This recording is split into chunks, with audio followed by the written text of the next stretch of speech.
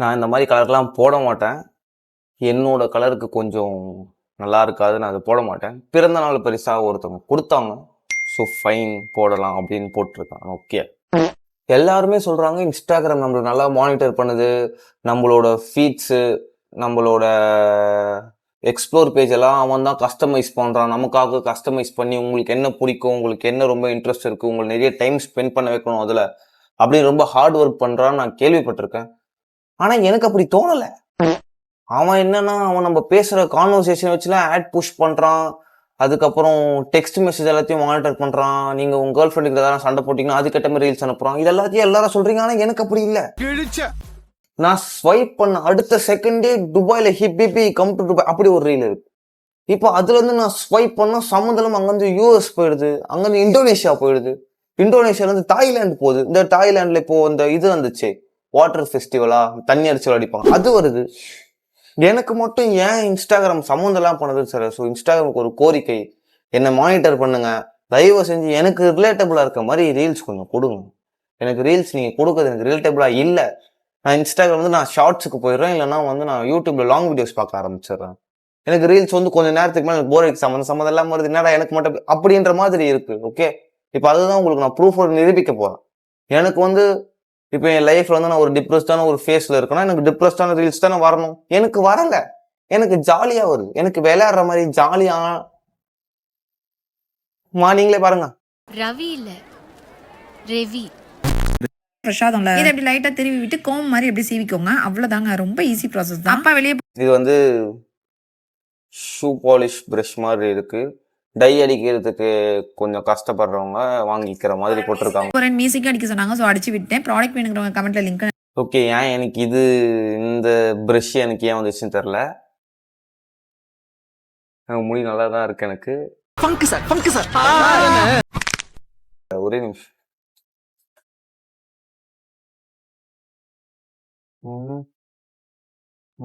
Button எங்கேயும் இருக்கும் இதுல, பட்டன் எங்க? எனக்கு போட்டாலும் என் முடிக்கு நல்லா இருக்காது, அதான் போட மாட்டேன் நான். ஓகே, ப்ளூடூத் ப்ளூடூத் ப்ளூடூத் இவன் பேர் வேற என்னன்னு மறந்துட்டேன் நான். ஏன்னா ஏன் ஏன் இவன் பேரை மறந்தனா, நான் இவனை அவ்வளோ யூஸ் பண்ண மாட்டேன். இங்கே ஒருத்தன் ஸ்பீக்கர் ஒருத்தர் இருக்கானா, இவனை யூஸ் பண்ணுவேன். அப்புறம் அது இவன் ஒரு ஏர்போர்ட்ஸ் ஒன்று இருக்கான். ஸோ இவனை யூஸ் பண்ணுறது கொஞ்சம் கம்மி தான். என்னோட முடிக்கு அது நல்லா இருக்காது, அதனால யூஸ் பண்ண மாட்டேன் அவ்வளவா.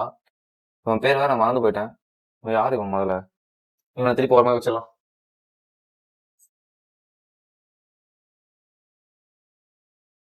இவனையே போட்டுக்கலாம் நம்ம.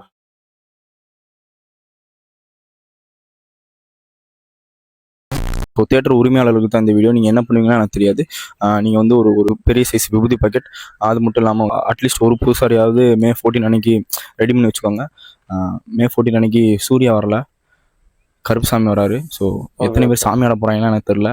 உங்கள் நல்லதுக்கு சொல்லிட்டேன். ட்ரெய்லர் பார்த்து அப்பா, ட்ரெய்லரா டீசரா அது பேர் என்னவோ, ஃபர்ஸ்ட் லுக்கோ ட்ரெய்லர் ஏதோ ஒரு அளவு சூப்பரா இருந்துச்சு. லைட்டா சைடில் திரும்பி உட்காருங்க. கேமரா பாருங்க. சிண்டவுன் செயின் எடுத்து வெளியில் விடுங்கம்மா. சாரி அட்ஜஸ்ட் பண்ணிக்கோங்க. நேர பாருங்க, கேமரா பாருங்க. என்னது ஸ்மைல். அவரை பார்த்து இல்லம்மா, கேமரா பார்த்து. பெர்ஃபெக்ட். யார் அவருன்னே காட்டலையே, யார் அவரு? நான் ஒரு காட்டுவாங்க எதுன்னு நினைச்சிட்டு இருந்தேன்.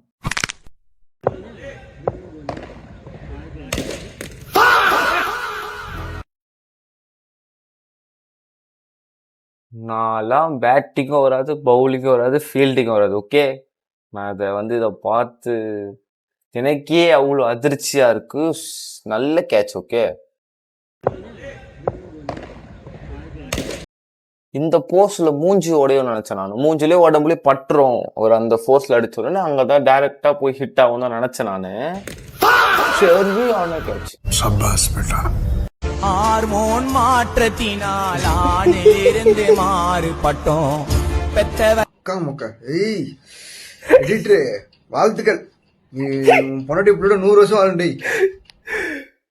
நான் ரியாக்ஷன் கொடுக்கலான்னு வீடியோ எடுக்க வந்தா நான் பாக்குற வீடியோக்கே ஒருத்தர் ரியாக்ஷன் கொடுத்துருக்கான். நல்ல நல்ல நிஜமாலே நல்ல editing, நல்லா இருந்துச்சு. மாற்றத்தினால் ஆணிலிருந்து பேசின பேச்சுக்கு கலாய்க்கதான் செய்வாங்க. Okay, Congratulations, you're moving to the next level. Your next opponent is you. இந்த மாதிரி பண்ணணும்னு ஆசைதான், இந்த மாதிரி பண்ணணும்னு ஆசைதான். தாங்க பாரு, 8 6 கூட கிடையாது, 8 பேக்ஸ் வச்சுட்டு அம்மாடி.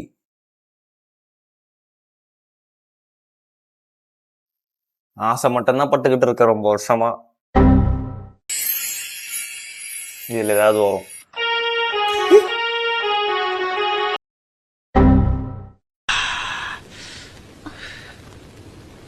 తాళి కట్టి హాస్పిటల్కి వెళ్ళినా హాస్పిటల్కి వెళ్ళొచ్చి తాళి కట్టినా எல்லாம் கொழுப்புலயே இருந்தவங்க காலேஜ் ஃபுல்லா. சர்க்கார் படத்துல வந்து விஜயும் அதுக்கப்புறம் இந்த ஆக்டர் வந்து இந்த டோர், இந்த சுத்துற டோர் இருக்கும்ல, அதுல போவாங்கல்ல, இந்த மாதிரி சூட்லாம் போட்டு நான் திறந்துட்டு உள்ள போற மாதிரி இமேஜினேஷன் பண்ணிட்டு இந்த வேலை கிடைச்சிருவோன்னு.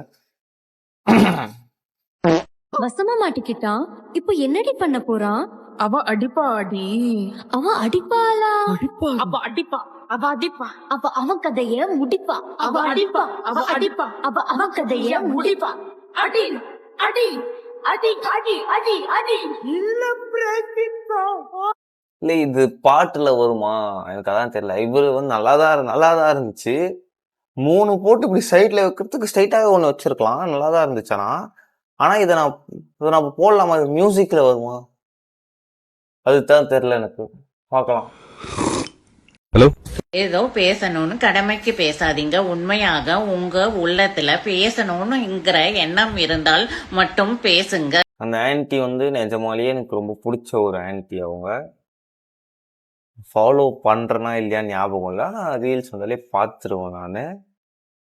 இதை வந்து யாரும் எனக்கு அனுப்ப மாட்டாங்க, நான் தான் அனுப்புறேன்.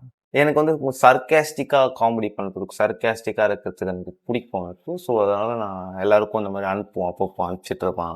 அனுப்பிச்சிட்டு அவங்க அதுக்கு ரிப்ளை பண்ணாங்கன்னா மெசேஜ் ஓப்பன் பண்ண மாட்டேன்.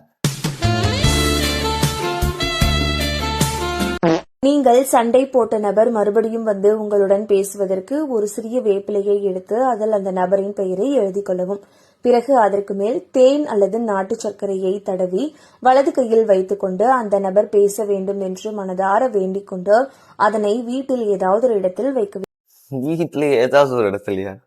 இல்லை, இவங்களே எனக்கு தெரிஞ்சு காமெடியாதான் போட்ட மாதிரி தான் தெரியுது. இல்லை சீரியஸா போட்டிருந்தா எப்படியும் உங்ககிட்ட பேச வேணும்னா போய் பேசுங்க. அவன் பேசுவானா பேச மாட்டான்னு தெரிய போகுது. இஃப் இஸ் நாட் இன்ட்ரெஸ்டட்னா விடுங்க. அது நம்ம போய் கெஞ்சி தொங்கி ஒருத்தரை பேச வைக்கணும்லாம் அவசியம் இல்லை, விடுங்க. பேசினா பேசிட்டு, பேசுதுன்னா போட்டோம் போதும். நம்மளை பெத்த அம்மாக்கும் நம்ம லவ் பண்ற பொண்ணுக்கும் ஒரு சின்ன வித்தியாசம் தான். எப்பவுமே நம்மள உண்மையா நேசிக்கிறவ தான் நம்ம லவ்வர். எப்போ பார்த்தாலும் நம்மளை பத்தி யோசிக்கிறவங்க தான் நம்ம அம்மா. இந்த வீடியோ வந்து டிக்டாக் இருக்கிற டைம்ல எடுத்துட்டு இப்போ ரீபப்ளிஷ் பண்றாங்களா என்ன தெரியல. இதை நான் 2-3 வாட்டி பார்த்துட்டேன் இந்த வீடியோ நான்.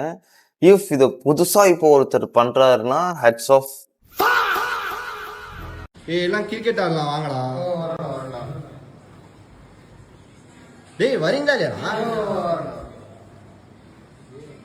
டேய் என்னடா பண்றீங்க? டேய் வரீங்களா இல்லையா? எக்ஸ்ட்ராடினரியான ஒரு ரிலேட்டபிளான ஒரு விஷயம் இது. கிரிக்கெட் ஆட போடுறதுக்கு இல்லை, நான் மோஸ்ட்லி எதுவும் விளையாட மாட்டேன் நான். இஃப் வெளியே எங்கேயாவது போகிறோம் இல்லை வேற எங்கேயாவது கிளம்புறோம், ஒரு இடத்துல இருந்து கிளம்புவோம்ல நம்ம. இப்போ இங்கே வந்து பீச்சுக்கு போகணும்னு ஒரு டார்கெட் வச்சிருக்கோம்னா, பீச்சுக்கு போகிறவங்கள ஏதாவது கடையில் நிறுத்தி இல்லை ஏதாவது ஒரு பாயிண்ட்ல வெயிட் பண்ணி அங்கெல்லாம் கேதர் ஆவாங்களா ஏதாவது ஒரு கடையில். அங்கே இருந்து கிளம்பவே பாட்டாடுது. ஸ்பாட்டு பீச்சாக இருக்கும். இவனுங்க பீச்சுக்கு போகிற வழியில் ஏதாவது ஒரு கடையில் உட்காந்து அந்த கடையிலேருந்து வீட்டுக்கு கிளம்பி வந்துடுவாங்க.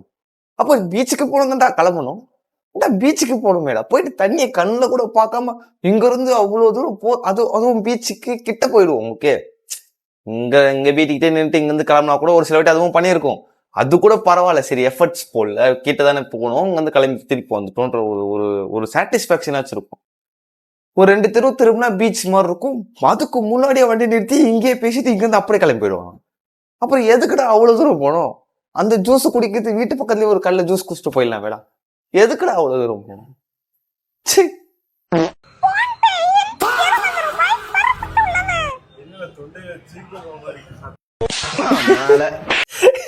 ஓகே, நானும் அந்த கனவோட தான் இறங்கியிருக்கேன்.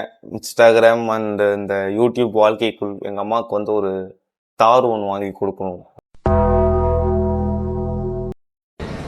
மாடு போல சின்னதா இருக்கும் ஆனா அது மாடு அல்ல. அது என்ன? இப்போ வந்து நம்ம இதை கண்டுபிடிக்க போறோம். மாடு போல சின்னதாக இருக்கும், ஆனால் அது மாடு கிடையாது, ஆடு. தெரியலையா? அது கண்ணுக்குட்டி. கடவுளே ஏன் என்ன இவ்வளவு அறிவாளியா படைச்ச? பாரு, உனக்கு நர்வஸ் வீக்னஸ் ஜாஸ்தியா இருக்கு.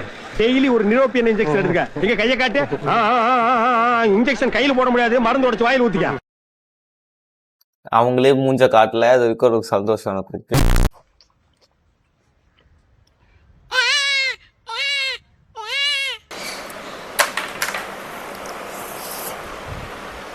Good job.